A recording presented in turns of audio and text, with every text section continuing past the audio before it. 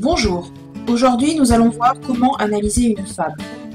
Le genre de la fable est particulièrement codifié. Il relève autant du récit que de l'argumentation. Nous allons nous appuyer sur ces caractéristiques pour nous créer un protocole d'observation. Tout d'abord, il convient de s'intéresser à l'aspect narratif du texte.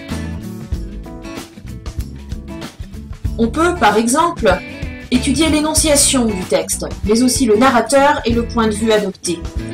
Le fabuliste s'implique-t-il dans ce qu'il exprime? S'adresse-t-il au lecteur? Dans quel but? On peut également étudier le schéma narratif, les étapes du récit. Pour cela, on peut comparer la situation initiale et la situation finale. On peut regarder également quel événement conduit à la résolution de la situation perturbée et se demander quel est l'effet produit.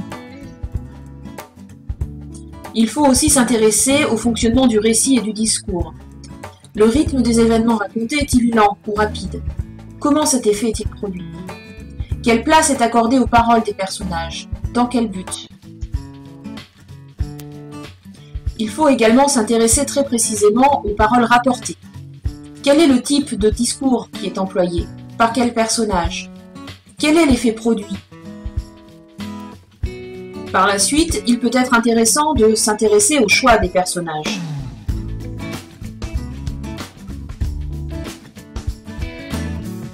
On peut s'interroger sur leur identité. S'agit-il d'êtres humains, d'animaux, d'entités inanimées? Quels traits de caractère leur attribue-t-on en général? Et puis finalement, en quoi ces personnages sont-ils symboliques? On peut aussi s'intéresser à leur comportement.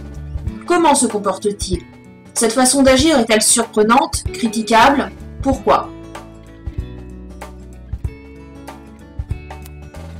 Il faut aussi s'intéresser à la mise en scène de la fable.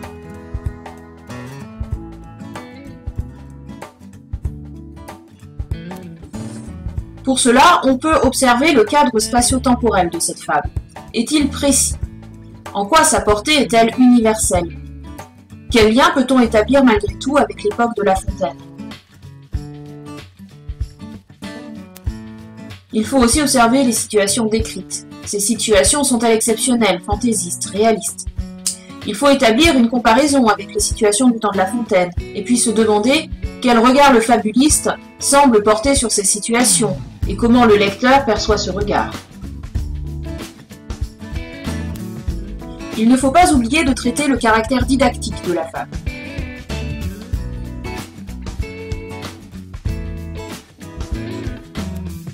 Pour cela, il faut traiter de la finalité ou la leçon. Quelle est-elle? Est-elle explicitement énoncée dans le texte? Le fabuliste énonce-t-il une morale différente de la morale implicite? Dans quel but? On s'intéresse aussi au ton employé dans la morale. Est-il sérieux, ironique, pathétique? Ce ton se retrouve-t-il ailleurs dans la fable?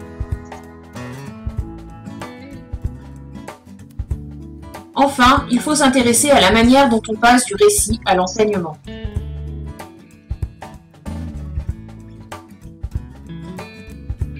Il faut d'abord s'intéresser aux arguments et à la thèse. La fable défend-elle une thèse? Cette dernière est-elle formulée dans la morale? La fable avance-t-elle des arguments? Qui formule ces arguments? Le fabuliste? Les personnages?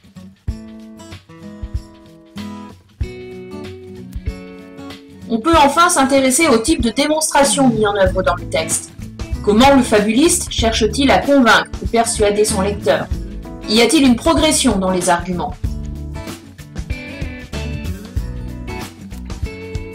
Voilà, c'est tout pour le moment. Mais il existe encore beaucoup d'autres possibilités. Alors n'hésitez pas à faire appel à vos intuitions et à votre sensibilité pour cette lecture. À bientôt!